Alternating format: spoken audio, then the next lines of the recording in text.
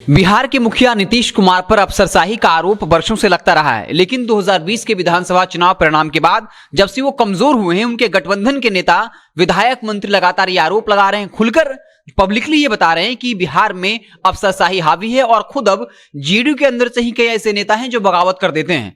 इस बीच 2020 के विधानसभा चुनाव परिणाम के बाद कई बड़े अफसरों पर कार्रवाई हुई है।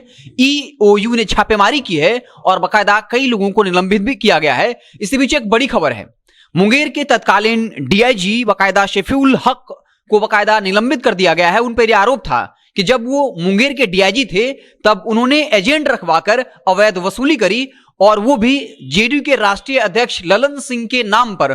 उन पर यह आरोप लग रहा है कि उन्होंने वहां के एक दरोगा को यह कहकर धमकाया कि जेडीयू के राष्ट्रीय अध्यक्ष ललन सिंह का दबाव है, वो लाखों रुपए की मांग कर रहे हैं। उसके बाद बताते हैं कि थानेदार के बारे में जो गड़बड़ी की है उसके बारे में उनको पता है और अगर वो पैसा नहीं देते हैं तब उनकी नौकरी खतरे में है, क्योंकि जेडीयू के राष्ट्रीय अध्यक्ष ललन सिंह का दबाव है।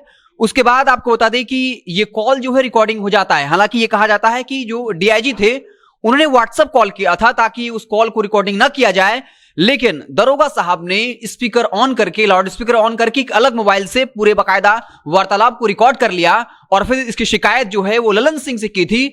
ललन सिंह को जैसे ये सूचना मिली उसके बाद उन्होंने सीधे नीतीश कुमार से शिकायत की और उसके बाद नीतीश कुमार ने बाकायदा डीजीपी को अपने पास तलब किया, जो ईओयू के एडीजी हैं उनको अपने पास तलब किया। उसके बाद जांच बैठी और कल बुधवार को जो है ये खबर आई कि जो तत्कालीन डीआईजी रहे हैं मुंगेर के शफीउल हक, उनको निलंबित कर दिया गया है और आगे उन पर विभागीय कार्रवाई भी होगी। तो साफ तौर पे एक बड़ी खबर है कि डीआईजी रैंक के एक अधिकारी को निलंबित कर दिया गया है।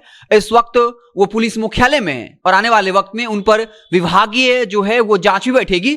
अब कई लोग सवाल ये उठा रहे हैं कि क्या सचमुच में ललन सिंह पैसों की मांग कर रहे थे? क्या उस डीआईजी को इसलिए दंडित किया गया क्योंकि वो रिकॉर्ड बाकायदा वो दरोगा ने रिकॉर्ड कर ली और इससे ललन सिंह का राजनीतिक करियर खत्म हो सकता था? तो क्या इस चूक की वजह से डीआईजी को बाकायदा निलंबित किया गया है, उनको तलब किया गया है? तो साफ तौर पे कई बार ऐसी खबरें आई हैं कि कई बड़े अधिकारियों के यहां ईओयू की छापेमारी होती है, उनके पास करोड़ों की संपत्ति का खुलासा होता है लेकिन उन पर कोई कार्रवाई नहीं होती है।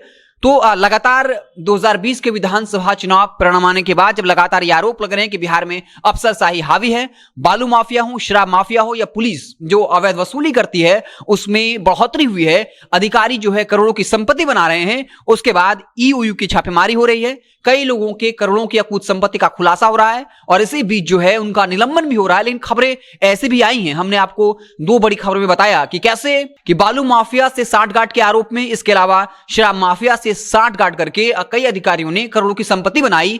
ईओयू की छापेमारी में यह साबित भी हो गया है, लेकिन फिर भी विभाग जो है उन पर कोई कार्रवाई नहीं कर रहा है और इसके बाद से लगातार खबरें चल रही कि क्या इन जो अधिकारियों की माफियाओं से साठगांठ है। लेकिन बता दें कि 2020 के विधानसभा चुनाव परिणाम के बाद 40 से 41 जो बड़े अधिकारी हैं वो बाकायदा ईओयू की नजर उन पर है, उनके संपत्तियों का खुलासा हो रहा है और लगातार नीतीश सरकार पर भी दबाव है क्योंकि अफसरशाही का लगातार उन पर आरोप लग रहा है। बीजेपी के प्रदेश अध्यक्ष संजय जायसवाल ने भी आज साफ कर दिया कि बिहार में जो है राजतंत्र है, अधिकारियों की मनमानी है और नीतीश कुमार भी जो है उनसे सख्ती से नहीं निपट रहे हैं। तो साफ तौर पे नीतीश कुमार की परेशानी बढ़ती जा रही है। अपनी साख बचाने के लिए लगातार ईओयू छापेमारी कर रही है और इसी दरमियान एक बड़ी कार्रवाई मुंगेर के बाकायदा तत्कालीन डीआईजी शफीउल हक को जो है पद से निलंबित कर दिया गया है और आगे लगातार विभागीय जांच भी होगी और इसमें अगर वो दोषी पाए जाते हैं तो उन पर कार्रवाई भी होगी। आप देखते रहें जनता जंक्शन, जैसे ही कोई और बड़ी खबर आएगी तो हम उससे आपको अपडेट करते रहेंगे। बहुत बहुत धन्यवाद।